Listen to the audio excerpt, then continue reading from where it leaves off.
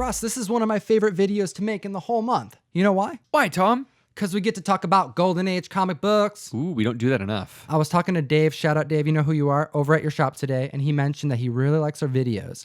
But if there was one thing we can do more of, is talk about the silver, give some gold some love. And it's super cool because thanks to CBSI, comicbookinvest.com, they do 2 honorable mention books every single week along with their Hot 10 comics list. And we compile those 2 books for the whole month and make a compilation. So this is the compilation honorable mention video. Since there were 5 Fridays this month, there are going to be 10 books on the list. Ooh. And there are some Golden Age books on this list, which is super cool. Starting out at number 10, early in the month with the sale, the original Dell. Like this is Dell. Yeah, 4 color. Yeah, issue number 4. Yeah. Like we're going way back here. Which is super, super cool. So this one's interesting. So the highest graded, it's a Mile High pedigree, 4 color number 4, $3,300 for a 9.4. Okay, I need you to read that grade one more time. A 9.4. Holy crap. And again, the Mile High pedigree, we know that they found a ton of comics and they were all pristine, and the Mile High collection is just one of this legendary collections. But to get a Dell 4 color number 4. This is a 64-page book. This is thick. It's a very thick book. And again, it's from what, 1943? I mean, it's a super old book. There's a bunch of interesting stuff. Like the next issue is a Raggedy Ann and Andy book. And 3 issues later is a Carl Barks Donald Duck story that's $20,000 near mint. This book in a 9.2 is supposed to get between $600 and $800. With Golden Age, the market will bear what the market will bear. You have a 9.4. You know it's going to be the highest graded. There's not a 9.6 hiding in someone's steamer trunk out there. No. If you're looking for a 9+, this is your opportunity. The Mile High pedigree is going to be literally the highest one you're ever going to find. And $3,300. Wow. Ooh, I love it. I love it. This is the kind of comic stuff I enjoy here. It's like, these are investment books. The people who are going after these type of books are serious collectors. Well, totally. And this is the type of thing that we might get jaded seeing some things, running into an X-Men 140, 142 all the time. Super cool books. Love those covers. Days of Future Past. Going in the mail call, by the way, as well. Very cool that they are going into the mail call. And I'm super glad when we get to see them, but we don't get to see Golden Age like this very often. And it is just mind-blowing. Someone walks in with an actual Marvel comics from the 40s. Someone walks in with Dell 4 color that are single digits. You kind of pause and go, you're like, whoa, right? Super cool. Well, I can tell you one thing. You're not going to get jaded by this next book. Mainstream number 2, Talent Cadwell variant, 1 in 250. This cover, you can definitely tell this subject has some nice assets. And the fact that she's also wearing handcuffs is apparently what's driving this one. This is just one of those Zenoscope books that has a really hot looking lady, although you can't really see much more than her lower back, her backside, and what her hands are doing, being handcuffed. Now, we did a little bit of research on this one. Yes, the 1 in 250 variant by Talent Caldwell is going for about $50. Some are a little less, some are a little bit more. Consistently, though. There is also a 1 in 75 variant that is going for $140 to $150. Ooh. And the coloring is different. So the 250 is kind of this like pink and purple variant, and the 75 is this like aquamarine to blue variant. So depending on whether you're a pink person or a blue person, you can choose your variant. I like what CBSI said here. They said, as I've stated 1,000 times before, I don't write the lists write themselves. And you understand that, like I said, what the market will bear, even if it's a new comic. Number 8 on the list is another one of my Golden Age favorites. This is Frankenstein, number 20, a hot book. This is a fan favorite from the Golden Age. So Dick Briefer is a great writer and an artist, very classic style. Frankenstein comics have always been popular. We've seen these spike a lot lately. So number 20, there was a pedigree 8.5 that went 4 years ago for $550. An 8.0 sold at auction this week for $3,100. Now, we actually had, I've been having this on consignment, and it's been listed in my eBay store for a year. We had a Frankenstein comics number 4, and I think guide on it was something like $375 in. And I told Tom, I said, it's golden age, price it to the hilt. Let's just see what we can get for it. Put it up for $499.95. See what happens. Someone bought it now. No offer, anything. So we just sold a Frankenstein Comics number 4 for $500, and it was nowhere near an 8.0. So, I mean, for the grade, I think we got a very, very good deal. But again, these Dick Briefer comics are just kind of moving quickly, and stuff from the 40s. It's classic, really tough man. to find. It's a classic book. Oh, yeah. Number 7 on the list is awesome because it's a great speculation book that's affordable. Doom Patrol, issue number 26, first appearance of Mr. Nobody, confirmed villain for the up-and-coming DCU franchise. Well, this is a super cool one, and it's a Vertigo book. Heck yeah. Which is nice. Grant Morrison. Grant Morrison writing, which is absolutely great. This is one of those that it's not going to spike massively. The print run was probably really, really big because of the era that this came out in, but you're going to be able to find a bunch of these out there, and depending on how well the show hits when the new DC TV series online streaming service starts, we could see this go up even higher. But right now, 10 to 15 for the first appearance of a confirmed villain. The DC Legends of Tomorrow came out. All of those guys' appearances spiked. Every time someone gets mentioned in Flash, every time someone gets mentioned in Arrow, all of a sudden Dr. Light spikes, Killer Frost spikes, all of these things. So this is another one of those characters that if it's 10 to 15 now, watch it. It might be 25 to 50 later. This could be a good one to start scooping up. All right. Moving on to number 6. This is a really cool Golden Age book. We have Blue Bolt number 114, pre-code horror goodness. This demon cover. Let's just look at this color work here. Like, just look at it. It's amazing. It's so green. This is what it's... Guys, this is what it's about. Right here. This is as good as it gets right here with, like... Oh my God. Right. I can't even handle how gorgeous this comic book is.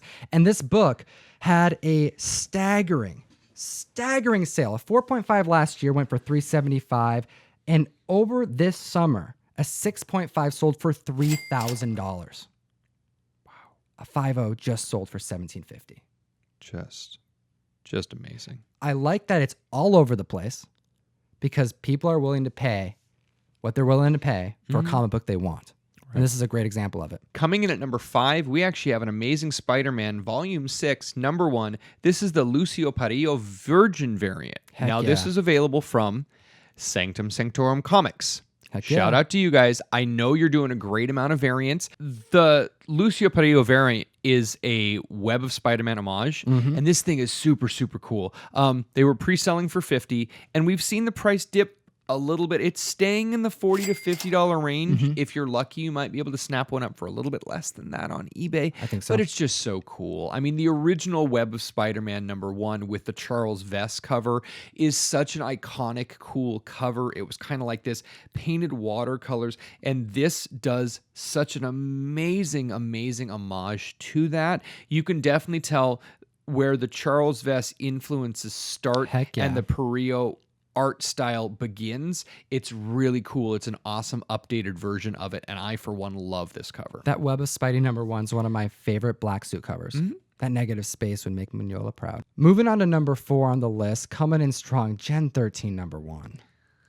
Come on. There's a powerhouse here, Tom. We have artist extraordinaire J. Scott Campbell and artist and writer extraordinaire Jim Lee. Ooh. Gen 13 number 1. I know, and a lot of people would say, wait a minute, this is like a super overproduced book, right? Oh yeah, it is a super overproduced book. There's no ifs, ands, or buts about that. There's a ton of these. So the Gen 13, they had that variant pack. There was like 13 different variants, and they were all like, here was one that kind of looks like a Gap jeans, and this one kind of looks like a Rolling Stone, and this one. I really like that, and you find the box set, and those variants are selling for a lot. But this one, the normal cover, that's not a variant, has just been nothing forever. And again, this nostalgia, you've got something happening where that early 90s book that people want it, and a lot of kids just don't have them. You're repurchasing your childhood, and you're willing to pay 10 to 15 bucks for something that is just super cool cover, super cool character, super great writer. And artist. Yes. Awesome. Very good stuff. Very good stuff. Number 3 on the list, another sci-fi classic from the Golden Age, space thrillers. No number. Not a number, but the writer is Walter Gibson, who is definitely one of those that wrote a lot of fantastic, good sci-fi in the Golden Age. So a graded 6.0 sold last year for about $350. A raw that was again eyeball graded at 5.0 just sold on auction for $1,500. So there were at least 2 people out there fighting to push that one up there. Oh, they pushed it. Oh yeah, we're seeing a lot of this cool sci-fi stuff. So bondage covers sell, drug covers sell, devil covers sell. We see that all the time. You see someone tied up, you see a devil on the cover, it's popular.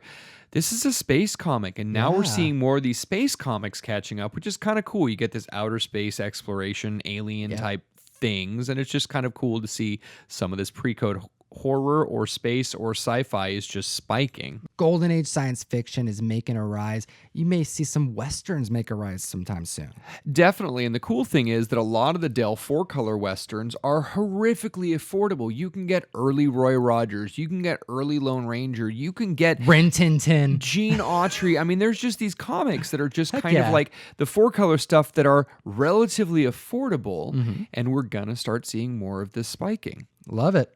Number 2 on the list, Mighty Morphin Power Rangers number 24. This is the Shattered Grid prequel, going for $35 to $50 consistently. But we have to take a look at this Comics Pro variant, Dear God, White Ranger with both the green and the white dagger. I need this book. Oh my God, it's so cool. Tom and I were down in Portland for Image Expo in February. I should have gone, man. And Comics Pro was the next 2 days in Portland. And we quite honestly could have just grabbed a hotel and stayed in Portland for the next 2 days and got all of these variants. And we didn't. So next year, watch for Instagram and YouTube coverage from Image Expo and the Comics Pro Expo. Yeah, we're going to be there too. We will be at all of them. We're not going to miss out on these variants because now I have to pay $75 for this damn variant. Yeah, and you're such a guy, you will. So you can go get Tommy to sign it next time you're at a con. Yeah, heck yeah, man. Got to.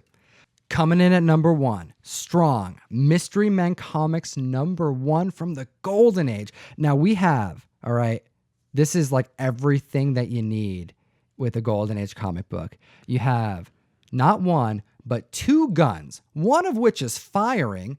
You have a knife that's about to be gutted into someone with a woman in bondage.